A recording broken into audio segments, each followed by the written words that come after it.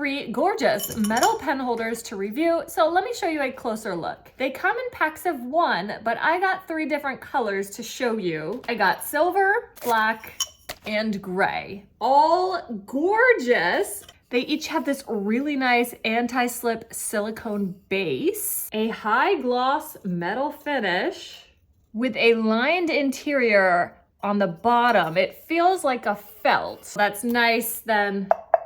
So that's gonna be quiet when you drop stuff. And they are all metal.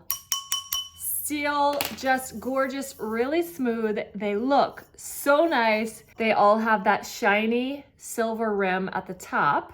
Each one has a diameter of 3.15 inches and is almost 4 inches high. So it's a great size to hold pens, pencils, scissors, crayons, markers, all your desk stuff. You could use them for arts and crafts. You could use them for artificial flowers. You could get really creative with how you use these. They're just really, really cool, modern, sleek look, really practical. They can hold a ton. They're really sturdy.